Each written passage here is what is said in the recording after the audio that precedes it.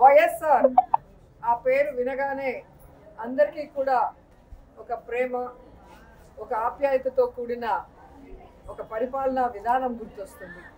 ఎందుకంటే పరిపాలనకి ఈరోజు మానవత్వాన్ని అద్ది ప్రతి ఒక్కరి గుండెల్లో చిరస్థాయిగా నిలిచిపోయారు వైఎస్ఆర్ గారు.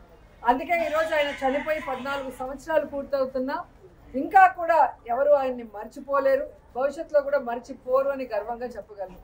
ఎందుకంటే ఈ రాష్ట్ర రాజకీయాల్లో పెను మార్పులు తీసుకొచ్చి పేదవాడికి నేనున్నాను అంటూ ఆయన ఇంటి వద్దకే అన్నీ కూడా తీసుకొచ్చి అందించిన ఘనత వైఎస్ఆర్ కుటుంబానికే దక్కింది.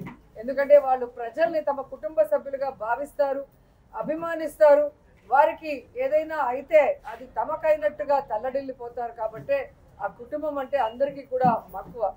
కానీ రాజశేఖర్ రెడ్డి గారు ఏ విధంగా అయితే తన పాదయాత్రలో ఒక ప్రభంజనాన్ని సృష్టించారో, ప్రజల కష్టాల్ని, రైతుల కష్టాల్ని, ముఖ్యంగా పేదవాడి కష్టాన్ని దగ్గర నుంచి చూసి అవన్నీ దూరం చేయాలి అని ఒక నిర్ణయం తీసుకొని ముఖ్యమంత్రి అయిన తర్వాత ఆయన చేపట్టిన అనేక చారిత్రాత్మక నిర్ణయాలతో, సంక్షేమ పథకాలతో మరి ప్రతి ఒక్కరి గుండెల్లో కూడా ఈరోజు నిలిచిపోయారు.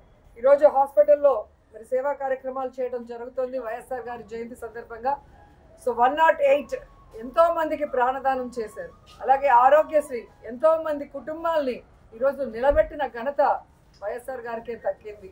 అలాగే రైతన్న వాడు బాగుంటే రాష్ట్రం బాగుంటుంది, దేశం బాగుంటుందని నమ్మారు. కాబట్టే రైతులకి అడిగింది కూడా చేయటం మనం అందరం కూడా గుర్తుపెట్టుకోవాల్సిన విషయం. ఇలా చెప్పుకుంటూ పోతే ఎన్నో. అందుకే వైఎస్ఆర్ అంటే ఒక బ్రాండ్, ఆయన ఒక లెజెండ్.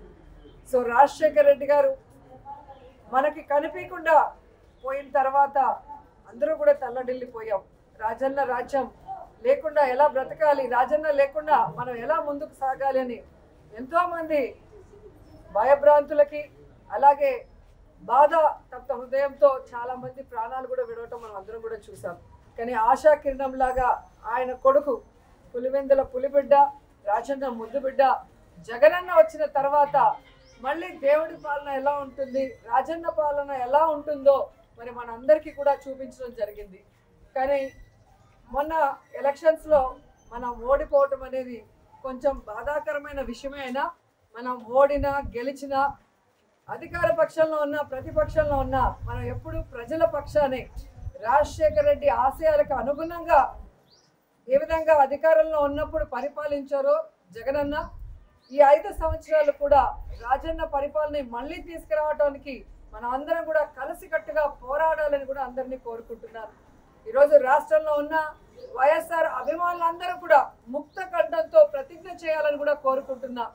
రాజన్న పాలన మళ్ళీ రావాలి, రాజన్న బిడ్డ మళ్ళీ ముఖ్యమంత్రి అవ్వాలి, మళ్ళీ పేదవాళ్ళ ప్రజల మొహాల్లో చిరునవ్వు రావాలి, వాళ్ళ కష్టాలు దూరం అయ్యే విధంగా మనం అందరం కలిసికట్టుగా పనిచేయాలని కోరుకుంటూ ఈరోజు వైఎస్ఆర్ గారి జయంతి సందర్భంగా ఆయన విగ్రహానికి పూలమాల వేసి ఇక్కడ సేవా కార్యక్రమాలకి అందరూ కూడా వచ్చిన ప్రతి ఒక్కరికి పేరు పేరున కృతజ్ఞతలు తెలియజేసుకుంటున్నాను.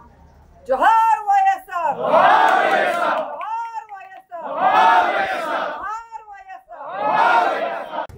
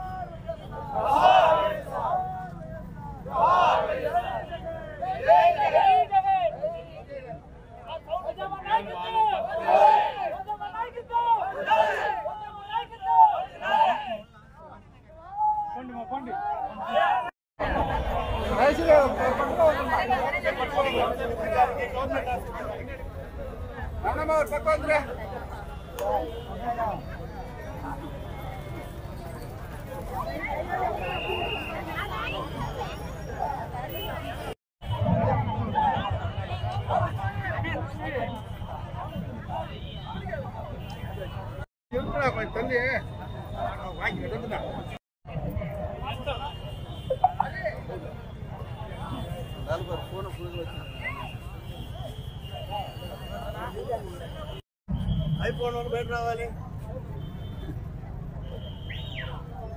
Side place